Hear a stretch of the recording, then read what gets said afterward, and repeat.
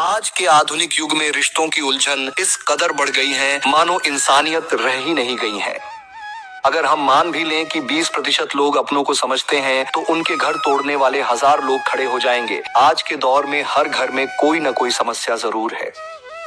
भाई भाई में दुश्मनी बढ़ गई है, प्यार कम हो गया है, माँ बेटी में अनबन पीढ़ियों का अंतर रिश्तों को कमजोर कर रहा है, सास बहू में झगड़े जो परिवारों को तोड़ने पर आमादा है, बेटे माता पिता की नहीं सुनते, दोस्ती और गलत आदतों में भटक जाते हैं, पति पत्नी के बीच विश्वास की कमी, छोटी छोटी बातों पर रिश्ते टूट रहे हैं।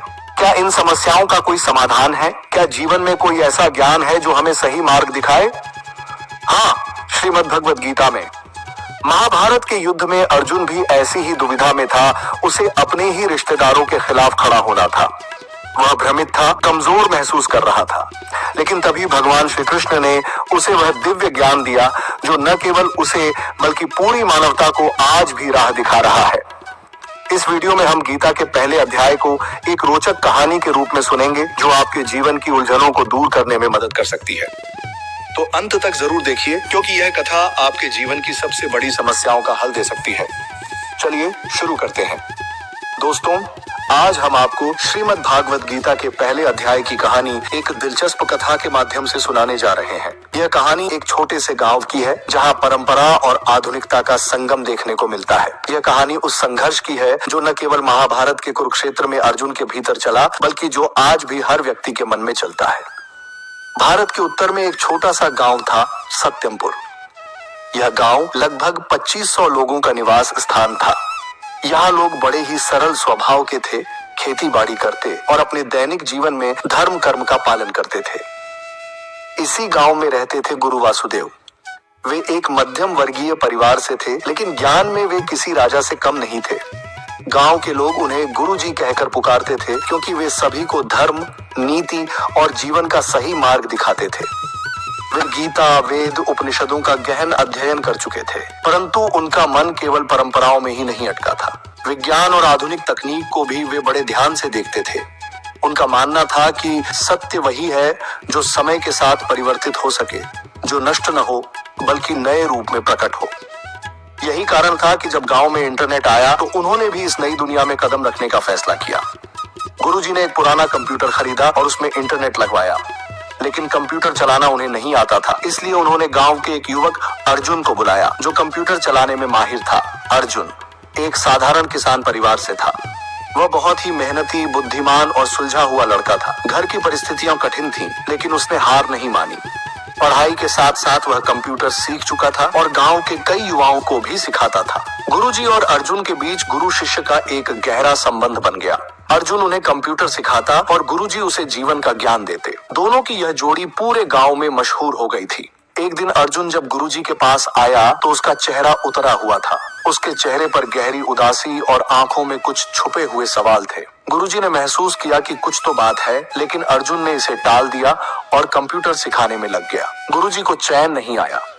जब वह जाने लगा तो उन्होंने कहा, बेटा पहले चाय पीते हैं फिर जाना। गुरुजी ने चाय मंगवाई और अर्जुन के पास बैठ गए। फिर बोले, बेटा तुमने आज मुस्कान क्यों नहीं बिखेरी, क्या हुआ? अर्जुन कुछ देर तक चुप रहा, फिर भारी मन से बोला, गुरुजी परिवार में कलह मची हुई है, भाई भाई में मनमुटाव बढ़ गया है, माता पिता भी परेशान हैं। मैं क्या करूं, किसका साथ दूं? कभी कभी तो लगता है कि घर छोड़कर चला जाऊं, लेकिन क्या यह सही होगा? गुरुजी ने अर्जुन की समस्या को ध्यान से सुना। वे कुछ देर शांत रहे और फिर मुस्कुराते हुए बोले, अर्जुन तुम्हारी यह दुविधा मुझे महाभारत के अर्जुन की याद दिला रही है।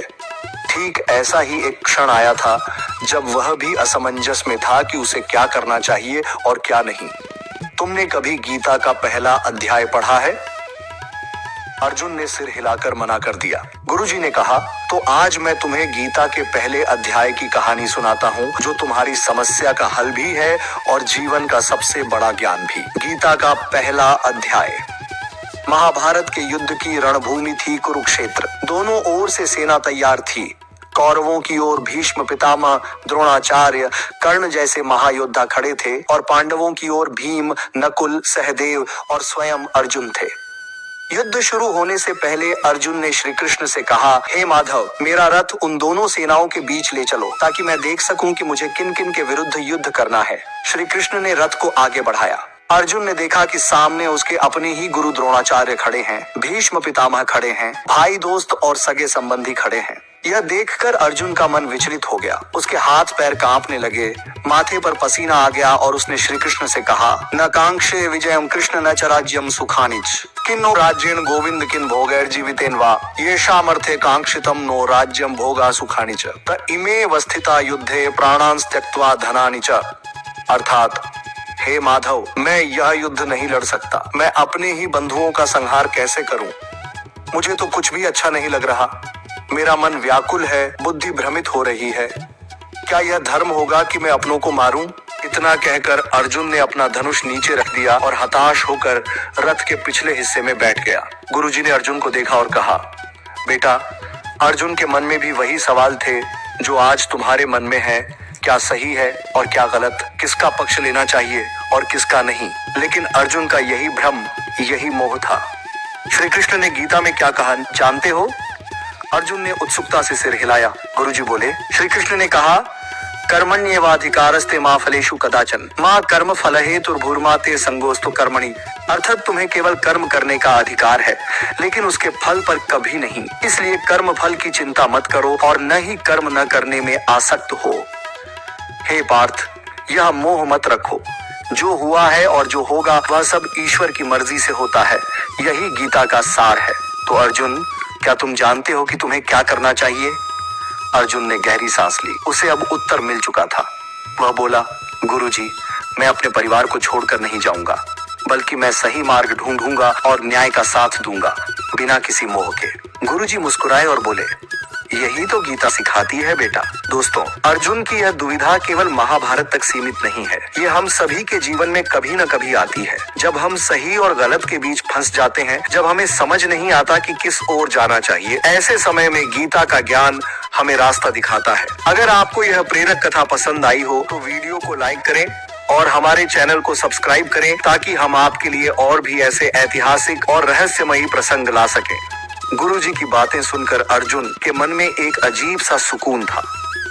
अर्जुन की तरह वह भी द्वंद्व में था, लेकिन श्री कृष्ण के गीता ज्ञान के पहले अध्याय ने उसकी सोच को एक नई दिशा दी। वह सोचने लगा, क्या सच में मेरे सभी दुखों का हल इस ज्ञान में छिपा है? गुरुजी मुस्कुराए और बोले, बेटा, यह तो सिर्फ शुरुआत है। अर्जुन की समस्या क्या गीता सार से समाप्त हुई या फिर और भी गहरे सवालों के जवाब उसे मिले? अब आगे क्या होगा? क्या अर्जुन का संशय दूर होगा? क्या अर्जुन को अपने जीवन की दिशा मिलेगी? जानने के लिए देखिए अगला एपिसोड। आगे की कहानी जानने के लिए चैनल को सब्सक्राइब करें और अगले एपिसोड में मिलते हैं, जहां हम देखेंगे कि अर्जुन की समस्या गीता सार से कैसे खत्म हुई या नहीं।